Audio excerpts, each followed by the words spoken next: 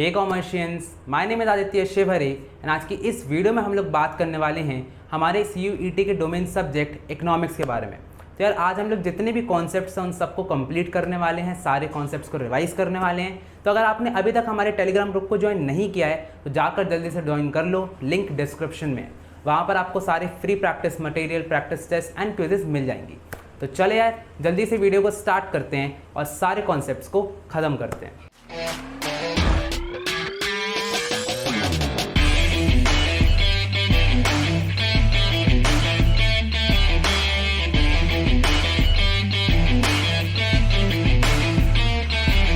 तो यार आज की क्लास में हम बैंकिंग चैप्टर के बारे में पढ़ेंगे कि बेसिकली इसमें क्या होता है। तो जो भी आपको फंक्शंस दिए गए हैं हमारे सेकेंडरी और प्राइमरी बैंक के बारे में, तो वो यार आराम से पढ़ सकते हो। हम स्टार्ट करने वाले हैं अपना main topic, that is credit creation. Credit creation का मतलब क्या होता है? क्रेडिट क्रिएशन का मतलब होता है कि आप क्रेडिट क्रिएट कर रहे हो। तो बैंक क्रेडिट कैसे क्रिएट करती है, लोन कैसे देती है, या आज के हम इसके बारे में पढ़ने वाले। तो फॉर एग्जाम्पल एक बंदा, उसका नाम है ए, वो गया यार एक बैंक के पास और उसने जो है 500 रुपये जो है बैंक के पास डिपॉजिट किए। अब इसके माइंड में क्या चल रहा है, यानी कि जिसकी मैं ही होता है या आप लोग होते हैं, अपन को क्या लगता है बैंक उसको रखी रहती है अपने पास। तो बैंक उसको एक अलमारी में रख देती है 500 रुपये को, ऐसा हमको लगता है। और फिर हमको लगता है कि जब भी हम निकालने जाते हैं उस पैसे को तो इस अलमारी से वो निकाल के दे देती है। पर नहीं, बैंक ऐसा नहीं करती है। बैंक क्या करती है, इस 500 रुपये को एक तीसरे बंदे को दे देती है, that is C. For example, तो यहाँ पर ए ने बैंक को दिया, बैंक ने सी को दे दिया। कितना दे दिया? 500 रुपये। नहीं, वो 500 रुपये पूरा नहीं देगी। वो 500 रुपये में से कुछ रिजर्व बचा के रखेगी, जिसको वो, फॉर एग्जांपल उसने क्या बोला कि 20 रुपीज़ का यहाँ पर उसने रिजर्व बचाया और 480 रुपीज़ जो है सी को दे दिए। आप बोलोगे पूरा पैसा क्यों नहीं दे रहे? क्योंकि यहाँ पर अगर वर्स्ट से वर्स्ट सिचुएशन में अगर ए जो है वो बैंक के पास पैसा मांगने आ गया और बैंक के पास पैसा नहीं हुआ, तो यहाँ पर उसके पास ये एक छोटा सा रिजर्व 20 रुपये का होना चाहिए। यानी कि यहाँ पर आप पेटी में कितने बचे? 20 रुपये बचे हैं और 480 रुपये जो है बैंक ने सी को दे दिए। अब देखो यार यहाँ पर दो चीज़ हम अज्यूम कर रहे हैं। पहली चीज़ क्या है कि अगर जो ए है वो बैंक के पास जाएगा तो एकदम से पूरा 500 रुपये नहीं निकालेगा। वो या तो 50 रुपये निकालेगा, 20 रुपये भी निकाल सकता है, 50 निकाल सकता है, 100 निकाल सकता है। समझ में आ रहा है? तो अगर इसको पैसा चाहिए होगा, बैंक के पास पैसा नहीं होगा, तो किसी और बंदे ने तो किया होगा ना। हज़ारों करोड़ों लोग डिपॉजिट कर रहे हैं तो उसका पैसा इसको दे देंगे। तो यहाँ पर अदला बदली चल रही है। समझ में आ रहा है? तो एकदम से पूरा पैसा कोई भी निकालने नहीं जाता। आप भी, आपकी सैलरी आती होगी, एकदम से पूरी 20,000 रुपये नहीं निकाल लेते। आप आराम से 500 करके, 1000 करके, 2000 करके पैसा निकालते हो। तो यहाँ पर क्या हो जाता है कि यहाँ पर सी के पास जो है 480 रुपये आ गया। अब हम क्या सोच रहे हैं कि सी के पास अगर 480 आया होगा, उसने कहीं भी खर्च किया होगा, कहीं भी खर्च किया होगा, तो ऑनलाइन ट्रांजेक्शन किया होगा, डिजिटल ट्रांजेक्शन किया होगा और इसी बैंक के थ्रू किया होगा। तो घूम फिर के पैसा बैंक के पास 480 फिर आ जाएगा। एक अलमारी और बन गई 480 की। बैंक क्या करेगा, इसमें से 20 रुपये फिर एज अ डिपॉजिट रखेगा और 460 रुपये समझ लो डी को दे देगा। डी फिर खर्चा करेगा, बैंक के पास फिर पैसा जाएगा, फिर 20 रुपये बचाएगा, फिर किसी और को दे देगा। इसको क्या बोल रहा हूँ मैं? क्रेडिट क्रिएशन बोल रहा हूँ। और ये जो रिजर्व है, जो 20 रुपये का वो हर बार बचा रहा है, इसको मैं बोलता हूँ legal reserve ratio. Legal reserve ratio का मतलब क्या हो जाता है? ये एक ऐसा रेशियो होता है जो कि सेंट्रल बैंक के थ्रू यहाँ पर होता है। तो ये क्या हो जाता है? एक मिनिमम परसेंटेज होता है जो बैंक को RBI के पास, यानी कि सेंट्रल बैंक के पास रखना पड़ता है, चाहे कोई भी कंट्री का हो। ठीक है, तो सेंट्रल बैंक के पास वो कितना रखेगी? फॉर एग्जांपल 20% अगर बोला है तो 20% रखना पड़ेगा, 10% बोला है तो 10% रखना पड़ेगा। ठीक है, तो ये जो हमारी सेंट्रल बैंक है वो कमर्शियल बैंक को बताती रहती है और वो वहाँ पर इस चीज़ को, परसेंटेज को रख करके बाकी का जो पैसा है as a form of loan दे सकती है। तो अब हम देखेंगे कि कैसे एक छोटे से डिपॉजिट से वो जो पैसा है वो मल्टीप्लाई होता रहता है और क्रेडिट क्रिएशन होता रहता है। तो यहाँ पर अब आपने अगर इन्वेस्टमेंट वाला चैप्टर याद हो, यानी कि इन्वेस्टमेंट मल्टीप्लायर, तो वैसे यहाँ पर हम मनी मल्टीप्लायर के बारे में बात करेंगे। ठीक है, तो यार यहाँ पर मैंने एक टेबल बनाई है। तो यहाँ पर टेबल बनाने से पहले मैं आपको मनी मल्टीप्लायर का एक फॉर्मूला बताना चाहता हूँ, दैट इज़ कि जब भी मनी मल्टीप्लाई होगा that will be equals to, यानी कि money multiplier equals to 1/LRR। ठीक है, ये क्या है? 1/LRR है। ठीक है, कैसे है वो सब प्रूफ करेंगे। अभी इस चीज़ को देखते हैं कि कैसे, जो मैंने अभी आपको चीज़ बताई उसी को टेबल के फॉर्म में बताता हूँ।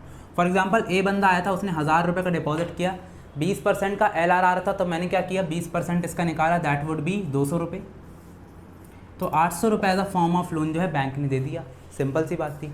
अब ये जो 800 रुपये है, इस 800 रुपये में से अब आगे आगे ये जो टेबल है वो चलती जाएगी, तो ये 800 रुपये कहीं ना कहीं कोई खर्चा करेगा। फॉर एग्जांपल ये सी को लोन देती है तो सी ने खर्चा किया, तो फिर से सी ने जब खर्चा किया तो बैंक के थ्रू ही ट्रांजैक्शन किया होगा, ऐसा हम एज्यूम कर रहे हैं। तो 800 रुपये फिर से डिपॉजिट बन गया। 800 में से 20% गया तो 8 to the 16 160 रुपये यहाँ पर गया, और 800 में से 100 रुपये माइनस करोगे तो 700 बचेगा, यानी कि 640 रुपये यहाँ पर आ गया। समझ में आ रहा है? अब 640 रुपये फिर से डिपॉजिट बना, और फिर वो उसमें से अपन ने कुछ LRR दे दिया, तो मैं बुक में देख लेता हूँ, दैट वुड भी 128 और 512 रुपये यहाँ पर आएगा। ऐसे करके टेबल चलती आएगी। पर पता कैसे चलेगा कि टेबल कहाँ पर रुकेगी? उसी के लिए इस टेबल को कहाँ पर रुकेगी, इतना टेबल ना बनाना पड़े, इसी के लिए मैं क्या करता हूँ, मनी मल्टीप्लायर का यूज़ करता हूँ। मनी मल्टीप्लायर का मतलब क्या होता है, 1/LRR। तो मैं क्या करूँगा, मनी मल्टीप्लायर से 1/20 निकाल लूँगा, ठीक है। तो 20 यानी कि इसका आंसर क्या आएगा, 5 आएगा। यानी कि मेरा जो इनिशियल डिपॉजिट्स है वो 5 टाइम्स मल्टीप्लाई हो जाएगा। यानी कि यहाँ पर अगर 1000 रुपये का मैंने डिपॉजिट किया था, तो ये बनते बनते बनते बनते टोटल इसका जो है 5000 आएगा। इस 5000 में से 1000 जो है, अगर मैं इसका 20% निकालूंगा तो 1000 रुपये यहाँ पर आ जाएगा, और जो बाकी का पैसा बचता है 4000 वो यहाँ पर आ जाएगा। तो यार यहाँ पर हमने देखा कि हमने मनी मल्टीप्लायर का जो फॉर्मूला था उसको यूज़ करके ये निकाला कि हमारा जो इनिशियल डिपॉजिट है वो कितने टाइम जो है मल्टीप्लाई हो सकता है। तो यहाँ पर 5 आया था, और देखो 5 टाइम मल्टीप्लाई होगा ये, और हम उससे हम 4000 रुपये का लोन और 1000 का डिपॉजिट देंगे। अच्छा, यहाँ पर एक और चीज़ है कि ये टेबल तब तक चलती रहती है तब तक हमारा जो LRR है it is equal to initial deposit. तो ये भी एक फॉर्मूला होता है कि यार इसको चेक करके हम निकाल सकते हैं कि हमारा कितनी बार जो मनी है वो मल्टीप्लाई होगा।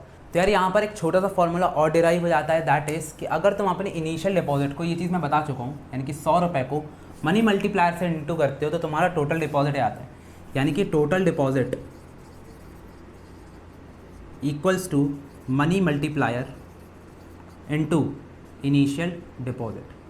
तो यार एक फार्मूला ये हो गया, एक फार्मूला ये हो गया। इस पर क्वेश्चन अगर आ जाता है तो आराम से कर देना, 1/LRR लगा देना, वरना ये चीज़ तुमको दी होगी टोटल डिपॉजिट, तो इससे भी तुम निकाल सकते हो, आराम से पूरे क्वेश्चन हो जाएंगे। तो अभी मैं 1-2 क्वेश्चन सॉल्व भी करा दूंगा, बहुत ही ईजी होता है।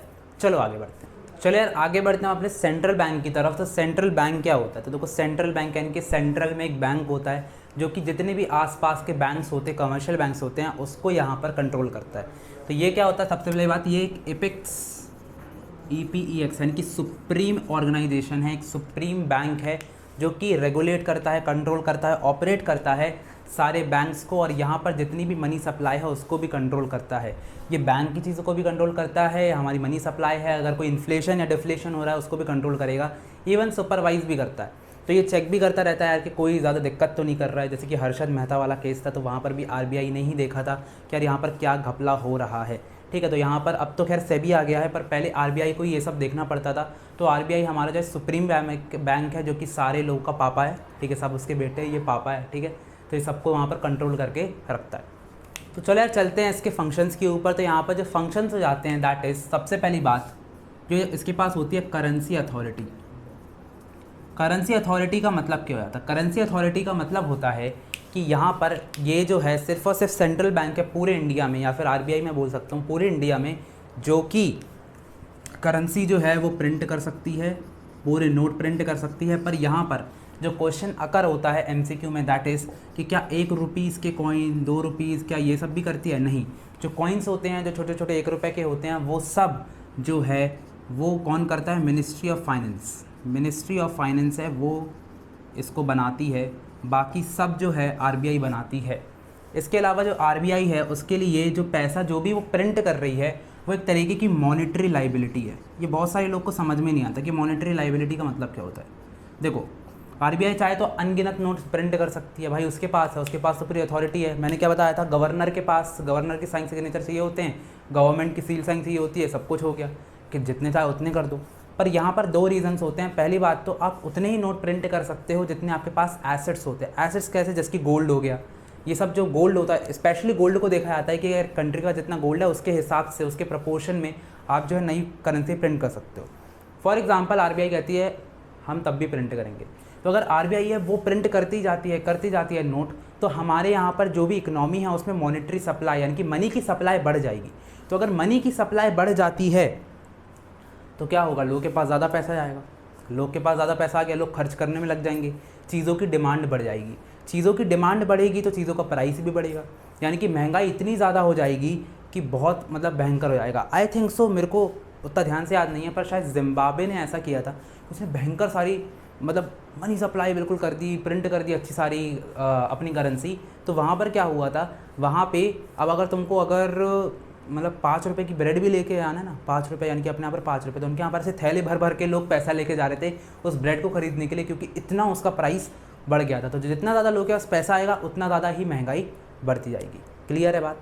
चलो, अब जब अपना नेक्स्ट फंक्शन आता है, दैट इज़ हमारे सेंट्रल बैंक का बैंकर टू द गवर्नमेंट, यानी कि किसकी बैंकर होती है, गवर्नमेंट होती है। तो यार सेंट्रल बैंक है तो ऑफकोर्स गवर्नमेंट के ट्रांजेक्शन्स तो यहीं पर कैरी आउट करेगी।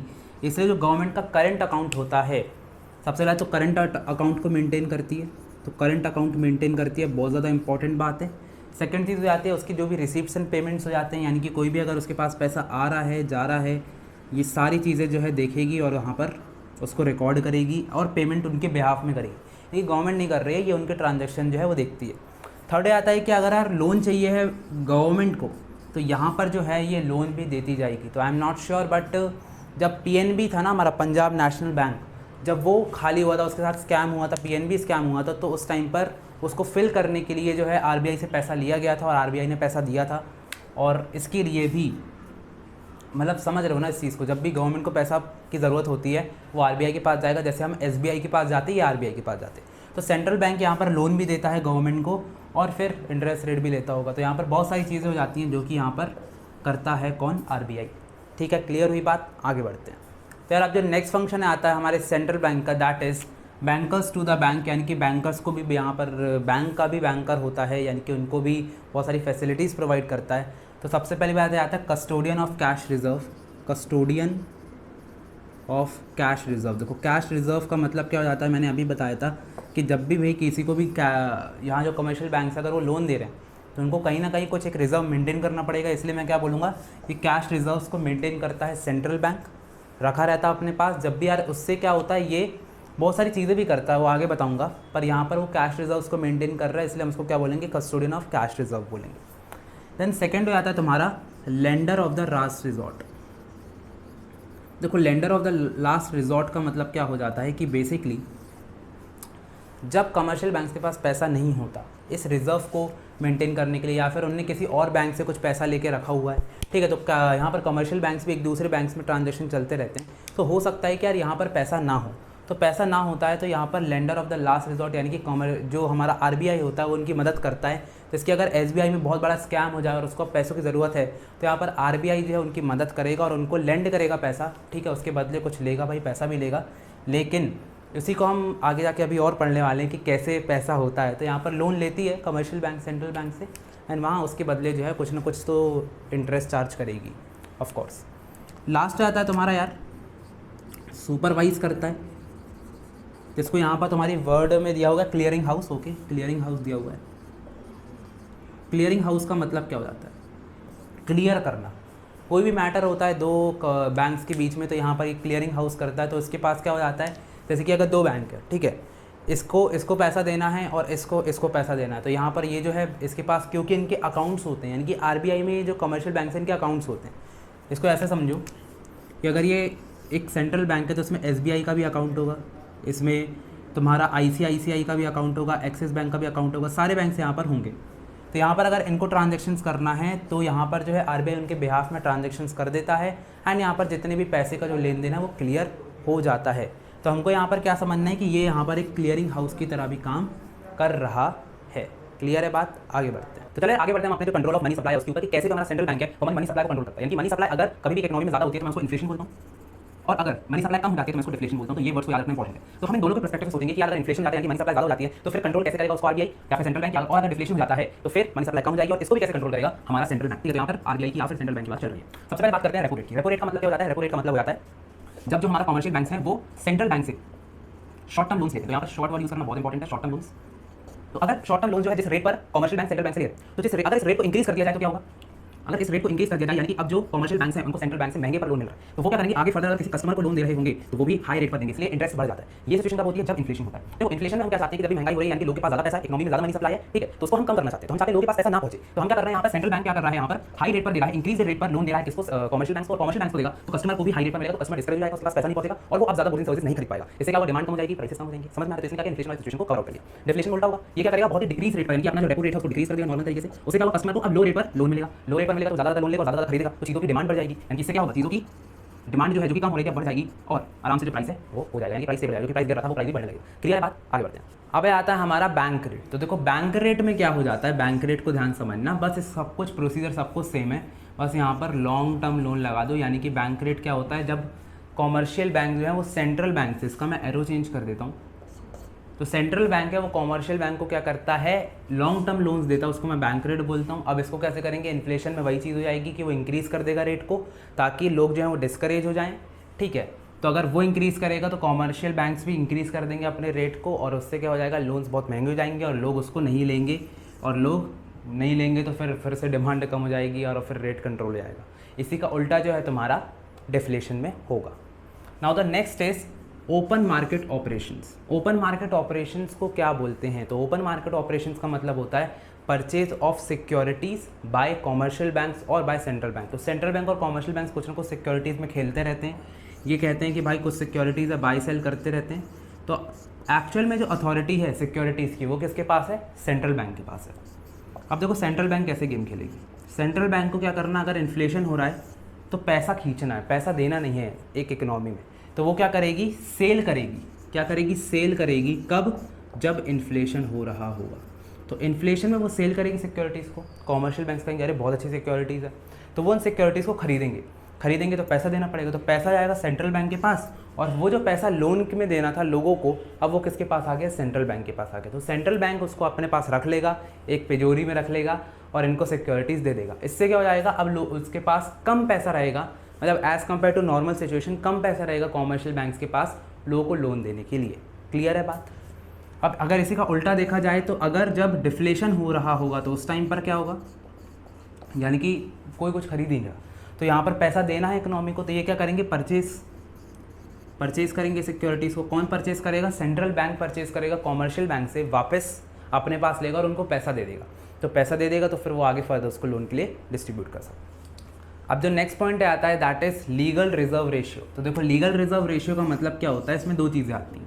तो मैंने आपको पहले बताया था जब हम क्रेडिट क्रिएशन को पढ़ रहे थे कि लीगल रिजर्व रेशियो यानी कि डिपॉजिट का कुछ हिस्सा जो कॉमर्शियल बैंक है उनको सेंट्रल बैंक के पास रखना पड़ता है। तो जब वो सेंट्रल बैंक के पास कुछ हिस्सा रखते हैं तो उसको मैं क्या बोलता हूँ, CRR बोलता हूँ, that is cash reserve ratio.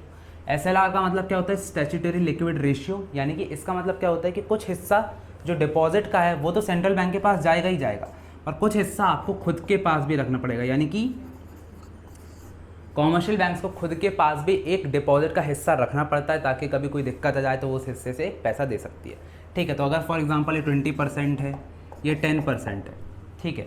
अब अगर इन्फ्लेशन का टाइम है, यानी कि फिर से लॉकअप करना चाहती है सेंट्रल बैंक, नहीं चाहती पैसा ज़्यादा इकोनॉमी में जाए, तो वो क्या करेगी, इन डिपॉजिट्स को इंक्रीज़ कर देगी, यानी कि फॉर एग्जांपल 10 से 15% कर देगी और इसको 20 से 25% कर देगी। इससे क्या होगा, अब ज़्यादा पैसा लॉक करके रखना पड़ेगा सेंट्रल बैंक के पास भी, खुद के पास भी।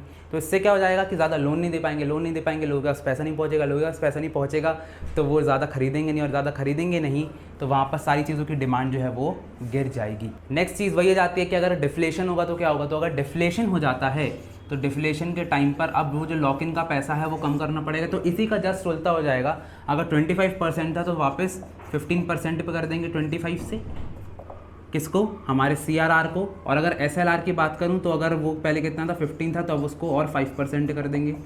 इससे क्या होगा, अब जो डिपॉजिट है वो ज़्यादा मेंटेन नहीं करना पड़ेगा, किसको, कॉमर्शियल बैंक्स को, और फिर वो ज़्यादा लोन के लिए दे सकते हैं, तो लोगों के पास पैसा आ जाएगा। ठीक है, now the next is moral suasion. अच्छा, उसके पहले क्या आता है, मार्जिनल रिक्वायरमेंट। चलो उसको पहले कर लेते हैं। तो मार्जिनल रिक्वायरमेंट का मतलब क्या होता है, देखो आप जब भी किसी के पास पैसा मांगने के लिए जाते हो तो वो आपसे क्या बोलता है कि भाई कुछ भी चीज़ एज अ कोलेटरल रखो। इसको हिंदी में बोलते हैं गिरवी रखना, कुछ भी चीज़ ऐसे बोलते हैं। ठीक है, तो यहाँ पर क्या होगा कि आपको भाई कुछ ना कुछ चीज़ रखना पड़ेगा, अपना एसेट, ठीक है, जिसके बेसिस पर आपको लोन मिलेगा। तो जिसकी फॉर एग्जाम्पल आप 1 लाख रुपए का आईफोन रखते हो, ठीक है, उसके बदले में आपको 70,000 रुपये मिलेंगे, ठीक है। तो आपने क्या किया, एज अ एसेट अपना आईफोन रखा, उसके बेसिस पर आपको 70,000 रुपये मिल गया। ये है मार्जिन। तो यहाँ पर मार्जिन कितने का है, 30,000 रुपये का। इन दोनों के बीच का डिफरेंस क्या है, 30,000 रुपये का। मैं क्या करूँगा, जब भी इन्फ्लेशन आ रहा होगा इस डिफरेंस को बढ़ा दूंगा। यानी कि अब मैं क्या बोलूँगा कि पहले आपको 1 लाख रुपये जब रखते थे किसी के पास भी, फॉर एग्जांपल आप मेरे पास 1 लाख रुपये लेकर आते हो या 1 लाख का एसेट लेकर आते हो, तो मैं उसके बदले आपको क्या करूँगा, 70,000 दूंगा। लेकिन अब मैं 50,000 रुपये दूंगा, कम हो गया। इसका मतलब क्या हुआ, अब 1 लाख का एसेट भी लेकर आओ लेकिन कम पैसा मिलेगा। पहले ज़्यादा मिल रहा था, अब कम पैसा मिलेगा। यहाँ पर डिफरेंस कितना हो गया, 50,000 का हो गया। यानी कि मैंने ये जो मार्जिन था उसको इंक्रीज़ कर दिया। मार्जिन इंक्रीज़ करने से क्या होगा, अब लोग डिस्करेज होंगे पैसा लेने से। क्यों, क्योंकि पहले उनको कम एसेट्स में ज़्यादा पैसा मिल रहा था, अब ज़्यादा एसेट, 1 लाख का एसेट ही रख रहे हैं पर 50,000 रुपये मिल रहा है, लोग डिस्करेज होंगे, लोग लोन नहीं लेंगे। इसी को हम क्या बोलते हैं, मार्जिनल रिक्वायरमेंट बोलते हैं। अच्छा, तो यहाँ पर अगर इन्फ्लेशन होगा तो मैं इस मार्जिनल रिक्वायरमेंट को बढ़ा दूंगा ताकि लोगों के पास ज़्यादा, लोग डिस्करेज हों। और अगर मार्जिन को मैं कम कर दूंगा जब डिफ्लेशन होगा ताकि लोगों के पास ज़्यादा पैसा पहुँचे। तो अगर 1 लाख के पहले 70 मिल रहे थे, अब 1 लाख के 90 मिलने लगेंगे, तो लोग खुश रहेंगे, वाह यार 10,000 का बस तो डिफरेंस है, 1 लाख रुपये में 90,000 रुपये मिल रहे हैं। तो ऐसे करके जो है हम मार्जिनल रिक्वायरमेंट से अपनी मनी सप्लाई को कंट्रोल करते हैं। हमारा लास्ट 2 पॉइंट आते हैं, that is moral suasion and selective credit control. ये दोनों जो होते हैं वो क्वांटिटेटिव मेजर्स होते हैं। मोरल सुएशन का मतलब देखो, सुएशन, तुमने इससे एक वर्ड और सुना होगा, परसुएशन, ठीक है। तो ये दोनों वही चीज़ होते हैं। मोरल सुएशन का मतलब होता है कि जो सेंट्रल बैंक है वो सबका पापा है, तो सबको बोलते हैं, देखो ऑर्डर देते हैं, परसुएड करते हैं, लेटर्स लिखते हैं, इन्फ्लुएंस करते हैं कि भाई तुम ज़्यादा लोन मत दो। किसके टाइम पे, इन्फ्लेशन के टाइम पे। तो जब भी इन्फ्लेशन होगा तो ये भाई रोकेंगे सबको कि ज़्यादा लोन मत दो, वरना लोगों के हाथ में पैसा आएगा और लोग ज़्यादा खरीदेंगे और प्राइस बढ़ता जाएगा, ठीक है, इन्फ्लेशन और बढ़ता जाएगा। तो यहाँ पर जो सेंट्रल बैंक है वो कॉमर्शियल बैंक्स को एज अ परसुएड करती है, जैसे कि हमारे मम्मी पापा हमको करते कि बेटा ये करियर मत लो, वैसे ये कि यार तुम मत दो लोन वरना, समझ रहे हो ना। तो ऐसे करके वो उनको धमकी देती है बेसिकली। लास्ट पॉइंट आता है selective credit control. Selective credit control का मतलब होता है कि सिलेक्टिव लोगों पर, वर्ड से समझो, सिलेक्टिव लोगों पर क्रेडिट का कंट्रोल लगा दो। यानी कि कुछ ऐसे चीज़ें, कुछ ऐसे सेक्टर्स हैं जिनको उस टाइम पर शायद बहुत ज़्यादा खर्च कर रहे हो। फॉर एग्जांपल कोई ऐसा पब्लिक सेक्टर हो वो बहुत ज़्यादा खर्चा कर रहा हो, तो उस पर अभी रोक लगा दो, उसको आगे फर्दर लोन मत दो। अगर तुम नहीं दोगे तो वहाँ पर जो इन्फ्लेशन है वो कंट्रोल आएगा, डिमांड कंट्रोल आएगी एंड हमारी मनी सप्लाई भी कंट्रोल हो जाएगी। तो ये कब होता है, इन्फ्लेशन के टाइम पर होता है। डिफ्लेशन के टाइम पर क्या होता है, सिलेक्टिव क्रेडिट कंट्रोल ख़त्म कर देते हैं और बोलते हैं कि भाई आराम से, अब कोई दिक्कत नहीं, सबको लोन दो, ठीक है। तो अगर आपको एक हिस्सा पता है कि इन्फ्लेशन में क्या होता है, तो डिफ्लेशन में जस्ट उसका उल्टा होना है। इसके अलावा एक चीज़ और बताना था कि रेपो रेट को हम रीपर्चेज रेट बोलते हैं और बैंक रेट को हम डिस्काउंट रेट भी बोलते हैं। तो ये चीज़ थोड़ा सा मैंने बताई नहीं थी, तो एक बार और बता देता हूँ। और ऐसे करके हमारा ये जो चैप्टर है वो पूरी तरीके से ख़त्म हो जाता है। तो यार होप आपको आज की वीडियो में सारी चीज़ें समझ में आई होंगी, सारे कॉन्सेप्ट आपके क्लियर हुए होंगे। अगर आपको और डाउट्स हैं, अगर आपको और प्रैक्टिस मटेरियल चाहिए तो आप हमारा टेलीग्राम ग्रुप जो है वो ज्वाइन कर सकते हैं, जहाँ पर आपको सब कुछ फ्री में अवेलेबल हमने करवा दिया है। वहाँ पर बहुत सारी क्विजेज़ भी होती हैं जिससे आपकी डेली पर प्रैक्टिस होती रहेगी। तो यार अगर वीडियो पसंद आई हो तो लाइक करो, सब्सक्राइब करो, कमेंट करो और ज़्यादा से ज़्यादा शेयर करो। मिलते हैं अगली वीडियो में, तब तक के लिए ऑल द बेस्ट।